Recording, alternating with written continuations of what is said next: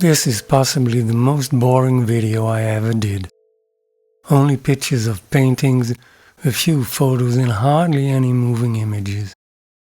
Don't say I didn't warn you. I want to share with you how I work with visuals such as photos, examples from art history and even my own work. And not to forget how I use photo editing software, Photoshop to be exact, as a tool to compare different solutions when I get stuck. The painting is a commission. The buyer had seen one of my older paintings of a stormy sea, and he asked for something similar, a stormy sea with a bright sky. To get in the mood, I first dug up some seascapes I did in the past, like this one from 2018 entitled Swell. It was strongly influenced by the 19th century Russian marine painter Ivan Aivazovsky. He's a great example, as you can see. In this painting you see a characteristic feature of many of Aivazovsky's paintings. A highlighted portion of the sea in the foreground where the drama unfolds. He approaches the sea as a landscape with alternating bands of light and dark. I even did a painting I called Ode to Aivazovsky. In the completed commission I again owe a lot to Aivazovsky, the light foreground and the landscape approach. Just to get me started, I flipped the Aivazovsky tribute in Photoshop.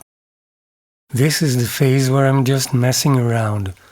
Who knows, maybe this painting will be a good starting point to get the creative juices flowing. Next, I remove the sky. And copy the sky of the seascape I showed you a minute ago, and paste it in the white space of the flipped tribute painting. That's a whole different story, isn't it? I really enjoy these kinds of experiments, where you bring together seemingly incompatible elements. Let's try another one. I did this painting also in 2018. I had a kind of wave back then. What would the combination of the sky in this painting with my design look like? Like this. When I take my daily walk around the neighborhood, I always keep an eye on the clouds. This one was particularly beautiful, and I took a picture just in case. You never know when they might come in handy. Once home, I added the top of one of the photos into my design, and next thing you know, I feel like painting. This is the first attempt, oil on paper 30 by 40 centimeters. When I start a commission, I first make an oil sketch on paper. Once the client approves, I begin working on the final painting. This prevents a lot of misunderstandings. This is too static. It needs a bit more movement.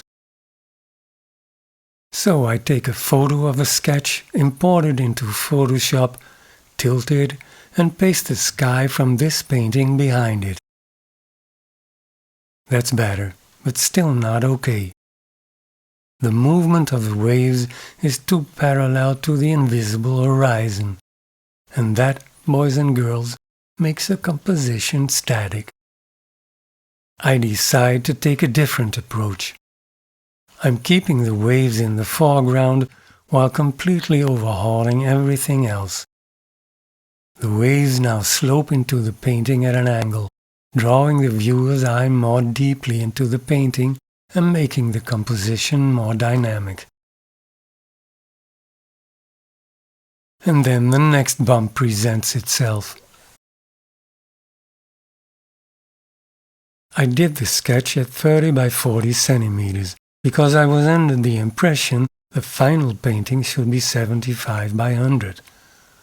It turned out to be 65 by 100, thanks to a misunderstanding between the gallery owner and the client. Okay. This doesn't mean, though, the height of the sketch shouldn't be 30 centimeters, but 26.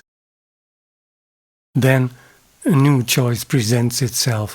Where do I crop the image? Like this with more water? Or like this with a large sky? I decide to go for more water. It best captures the feeling of a stormy sea. Then I start to wonder about the position of the breaking wave on the left. I'm sorry, the cat wants to be fed.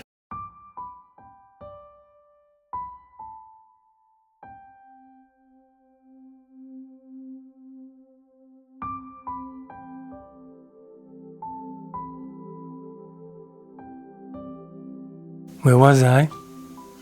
The position of the left wave. Shouldn't it be more in the middle? I quite like it, but it's a bit static with the position of the wave now almost in the middle. The one with the wave on the left is more dynamic and creates more depth, so I decide for that one. A picture of the sketch is now sent to the client, who quite likes it, and I start working on the big one. I will skip the first stages in which I'm mostly following the sketch, and we're jumping in at this stage. As you can see, I've already deviated slightly from the sketch. The long wave from right to left no longer continues in one motion towards the breaking wave, but it curves downward. I actually found that motion rather boring at this large size, so I separated the two waves. But now I find the strict division into three planes a bit dull, and let's be honest, foreground, middle ground, background, so predictable. So I once more go back to the computer to re-establish the connection between the midground and the background. Yes, this is better. The dull 1, 2, 3 is now broken. Should I perhaps also take some of the crest of the wave? Nah, that would make the wave too tame.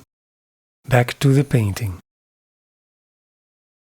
Okay, that looks better. It's no longer three separate screens.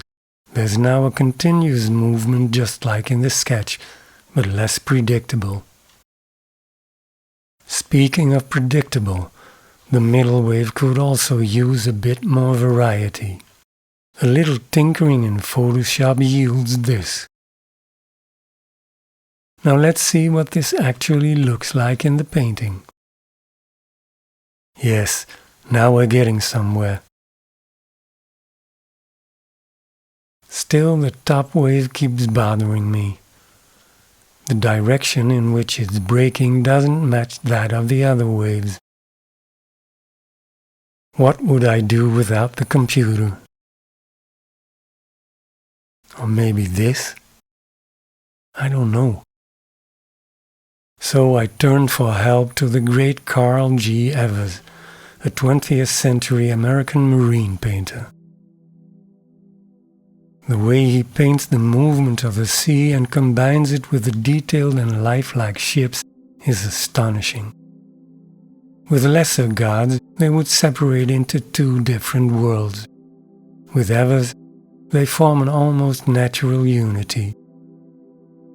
After some searching, I came across this painting.